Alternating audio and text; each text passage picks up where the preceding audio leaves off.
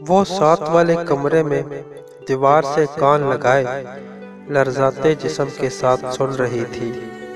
اس کی بائی کی آواز تھی، بابا ہم بہت زیادہ غریب ہیں، زیادہ نہیں دے سکیں گے۔ زیادہ سامان دیا تو عمر بھر قرضہ اتارتے رہیں گے۔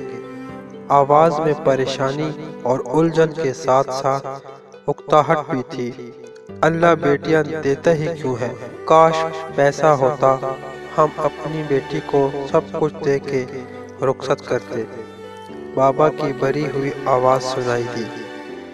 اس نے تصور میں دیکھا، ماں بیچاری تو سب سن کر بس رو ہی رہی ہوگی۔ اسے خود پر بہت غصہ آ رہا تھا۔ جی چاہ رہا تھا جا کے زور زور سے کہہ دے، مجھے کچھ نہیں لینا، مجھے کچھ نہیں لینا، بس آپ لوگوں کی خوشی، مسکراہٹ اور سکون ہی میرے لیے سب سے بڑا جہیز ہے۔ مگر اسے خیال آیا، میں مجبور ہوں، ظالم سماج نے جہیز لازمی بنا رکھا، ضرورت مجھے نہیں میرے سسرال کو ہے۔ اگر بات میری ہوتی، بات بیٹی کی ہوتی تو کوئی بیٹی جہیز کو اپنے باپ کے لرزتے جسم، پریشان چہرے، اپنی ماں کے بہکتے آنسو، سوچوں میں گم چہرے اور بائی کے کندھوں پر بننے والے بوجھ پر ترجیح نہ دیتی، بلکہ ہر بیٹی جہیز میں باپ کا کھلکھلاتا چہرہ، ماں کے محبت بھرے بوسے اور بائی کے پیار کی طلب کرتی۔ اس کی آنکھوں سے آنسو جاری تھے۔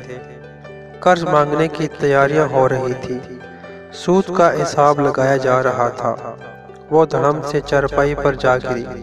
یا اللہ، میری وجہ سے کیا کیا ہونے جا رہا ہے، یا اللہ میں کہاں جاؤں؟ کاش امیر لوگ یہ رسم کو نہ بڑھاتے، میں کتنی مجبور ہوں۔ کاش سسرال سے پیغام آ جائے، ہمیں بس بیٹی سے مطلب ہے، سامان تو ہمارے پاس سب ہے، ایک بیٹی کی کمی ہے۔ اب بھی آوازیں آ رہی تھی، شادی پر غم کی آواز، جا بیٹا قرض لے کے آ، بیٹی کو تو گھر سے اٹھانا ہے۔ بابا کی بڑھاپے سے کپ کپاتی آواز تھی، وہ زور زور سے رو رہی تھی کہ کیا بیٹی کافی نہیں، جہیز کیوں؟ کاش کوئی سنے، کوئی دیکھے میرے ماں باپ کا حال، تو کبھی جہیز نہ لے۔ لاکھوں بیٹیاں جہیز نہ ہونے کی وجہ سے بوڑھی ہو گئی، لاکھوں اپنے ماں باپ کو عمر بھر کے لیے مقروض کر کے اٹھی۔ کہاں گئے وہ مسلمان جو کسی پر بوجھ نہیں بنتے تھے؟ کہاں ہے وہ اسلام جس میں جہیز کا سبق نہیں دیا گیا؟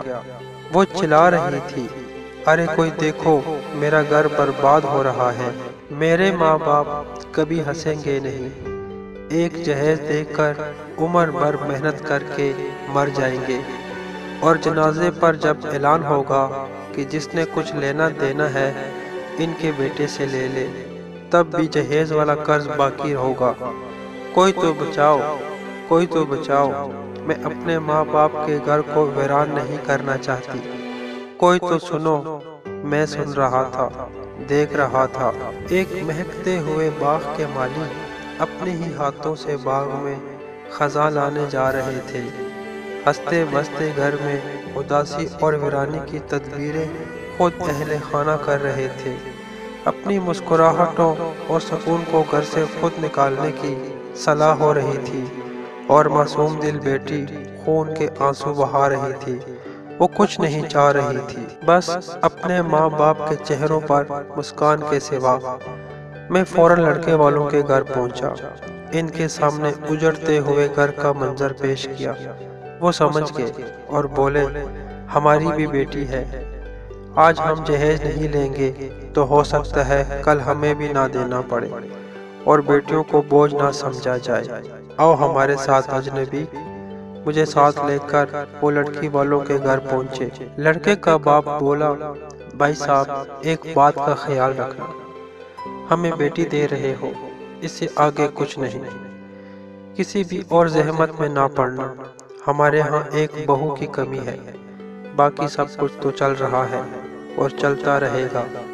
وہ سن رہی تھی، سکتا تاریتا آسمان کی جانب دیکھ رہی تھی۔ اس کا باپ بولا، نہیں بھائی صاحب، ہم نے اپنی بیٹی کو کچھ نہ کچھ تو دینا ہے۔ بالکل نہیں، جو بھی ضرورت ہوگی ہماری بیٹی ہمارے گھر آ کے خود بنا لے گی۔ ہمیں یہ رسم ختم کر کے بیٹی کو اہمیت دینی چاہیے۔ واہ میرے عظیم سسر، وہ سوچ کر ذرا شرمائی۔ ہاں بیٹی اہم ہے، ہاں۔ اس نے بازو لہرا کر خود کلامی کی۔ یا اللہ تیرا شکر ہے، تو نے ہماری خوشیاں موڑ دی۔